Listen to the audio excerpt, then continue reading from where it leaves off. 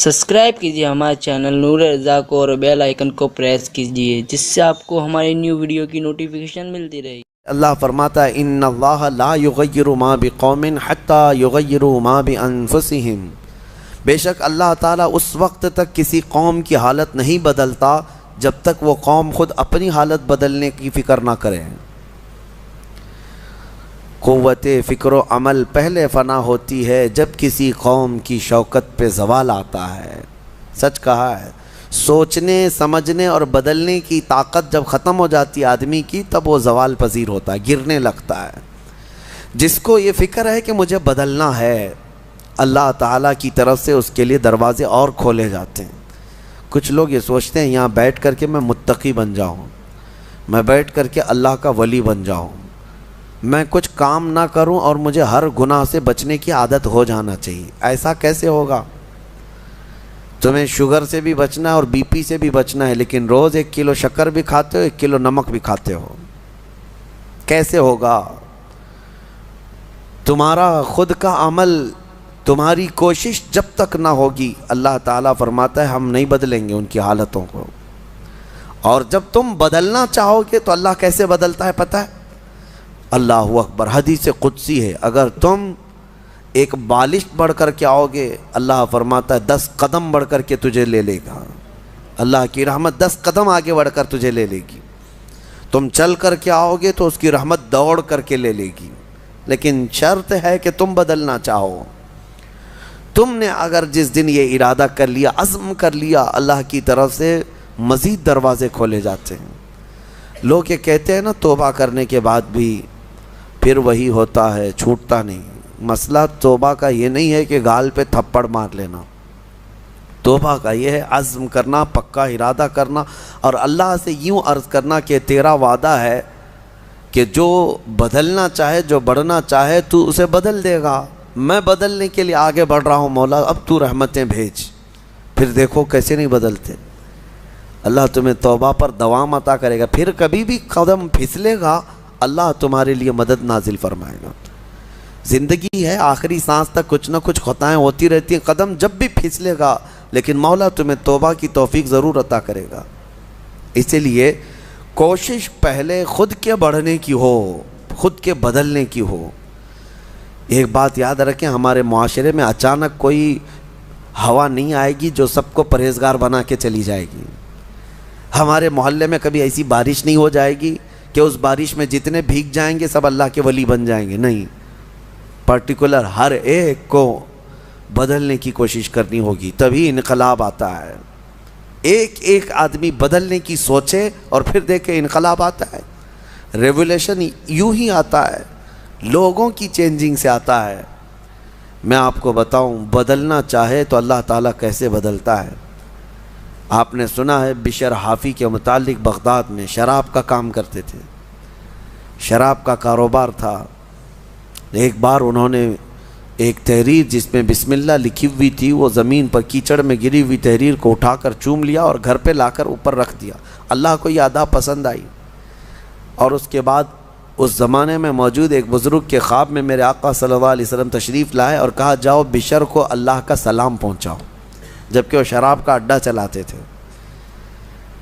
تو اس بزرگ نے یہ سوچا کہ میرا یہ وہم ہوگا، 3 دن مسلسل خواب دیکھا، اس کے بعد آ کر کے بشر سے کہا اے بشر مجھے نہیں معلوم، لیکن مسلسل 3 راتوں سے میں خواب میں رسول اللہ کو دیکھ رہا ہوں، اللہ کی طرف سے تجھے سلام پہنچانے کا حکم فرما رہے تھے۔ تو مسلمان لیکن بھٹکے ہوئے، راستہ چینج تھا۔ اسی وقت اپنے شراب خانے سے باہر نکلے، چیخ مار کر کی یوں عرض کرنے لگے مولا تو یقیناً رحیم و کریم ہے، ستار ہے، ایک بسم اللہ کے ٹکڑے کی میں نے عظمت کی اور تو رب العالمین مجھے سلام بھیجتا ہے، لیکن اتنا ہی نہیں کہ ایک سلام آیا اور پھر اس کے بعد اپنا دھندا چلتا رہا۔ بشر حافی نے عزم کر لیا تھا، ارادہ کر لیا تھا کہ پلٹ کر کے میں اپنے اڈے کو دیکھوں گا نہیں۔ وہاں سے جو نکلے ننگے پیر نکلے اور زندگی بھر ننگے پیر ہی چلتے رہے، پھر چپل پہنے ہی نہیں، کیونکہ چپل چھوڑ کر کے باہر آئے تھے اس بزرگ سے ملنے کے لیے، اسی حالت میں نکل آئے۔ تو جب کسی کا پکا ارادہ ہوتا ہے تو اب اللہ تعالیٰ نے ان کے لیے ایسے دروازے کھولے، اللہ اکبر، وہ بغداد کے قطبوں میں شمار ہوئے ہیں، قطب الاقطاب تھے، اللہ کے ولیوں میں تھے۔ اور حد تو یہ ہے کہ ایک بزرگ نے دیکھا بغداد میں ایک کتے نے راستے پر پیشاب کیا ہے، پخانہ کیا شہر کے راستے پہ۔ اس بزرگ نے فرمایا جاؤ دیکھو آج بشر حافی کا انتقال ہو گیا ہوگا۔ تو لوگ جا کر کے معلوم کیے تو صحیح میں اسی دن حضرت بشر حافی کا انتقال ہوا تھا۔ اس بزرگ سے پوچھا گیا آپ کو کیسے خبر ہوئی؟ کہا کہ جب تک بشر حافی زندہ تھے پورے بغداد کے کسی راستے پر کوئی جانور پیشاب و پخانہ نہیں کرتا تھا، اس لیے کہ وہ ننگے پیر چلا کرتے تھے۔ اللہ نے ہر راستے کو ان کے لیے پاک کر رکھا تھا۔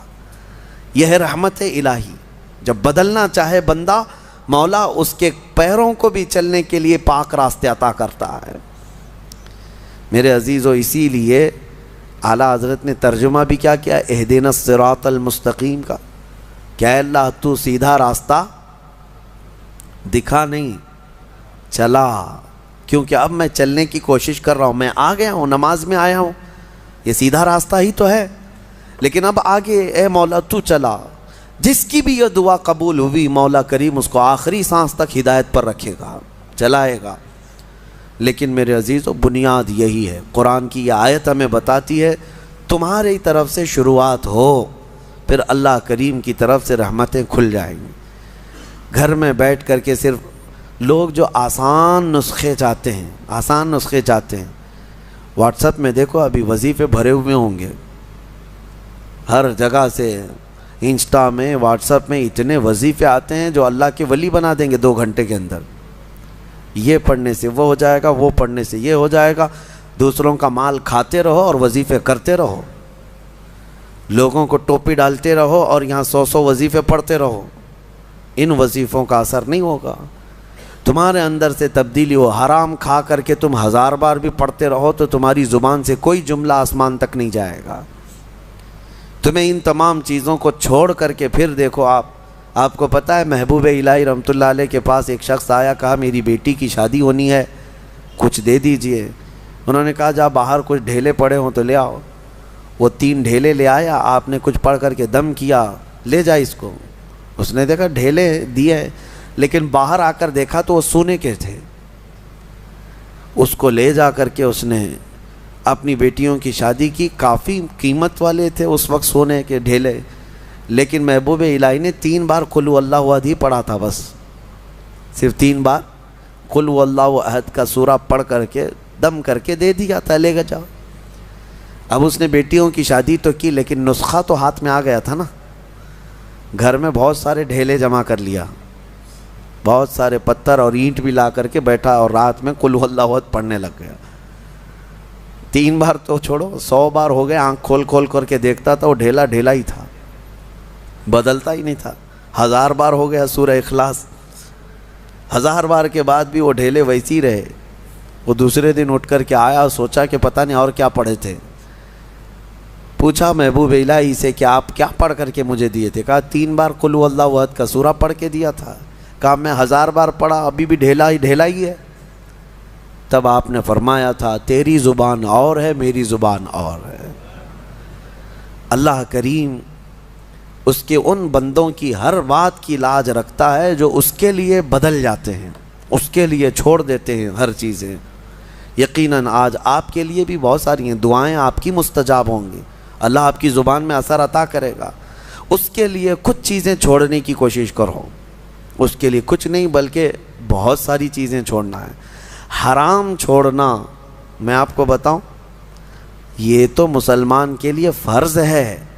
بعض لوگ یہ کہتے ہیں میں شراب نہیں پیتا، پرہیزگار آدمی ہے، چوری نہیں کرتا، پرہیزگار آدمی ہے، جوا نہیں کھیلتا، پرہیزگار آدمی ہے۔ نہیں، شراب نہیں پیتا، جوا نہیں کھیلتا، چوری نہیں کرتا، پرہیزگار نہیں، مسلمان ہے بس، مسلمان ہے بس۔ شک کی چیزوں سے بھی بچتا ہے تب پرہیزگار ہے، حرام چیزوں سے بچتا ہے تو مسلمان ہے۔ مسلمان کے لیے اتنا تو کرنا ہی ہے۔ جو شک والی چیزیں ہیں ان سے بھی بچتا ہے تب وہ اتقیاء میں ہے، پرہیزگاروں میں ہے۔ بہرحال اللہ کریم ہمیں خود کو بدلنے کی توفیق عطا فرمائے۔ آج پوری امت کے لیے یہ چیز ہے، پوری امت کے لیے۔ کاش ہمارا یہ پیغام ہر نوجوان تک پہنچے جو شب قدر میں اور جمعہ کی بھیڑ میں اور نہ جانے کتنی راتوں اللہ کی بارگاہ میں دعا کرتے رہتے ہیں، اے اللہ امت پر رحم فرما دے۔ ٹھیک ہے، دعا ہونی چاہیے، لیکن کیا صرف اور صرف ہم دعا کرتے رہیں اور اپنے آپ کو کبھی نہ بدلیں؟ کبھی نہ بدلیں؟ جتنے لوگ اس بھیڑ کی دعا میں شامل ہوتے ہیں تو پھر وہ اپنے آپ کو تبدیل کیوں نہیں کرتے؟ اللہ کی بارگاہ میں مانگ کر تو جاتے ہیں بھیک، فجر میں نہ نمازوں میں ان کا کوئی شمار ہے، نہ پھر رمضان کے احترام میں ان کا کوئی حصہ ہے۔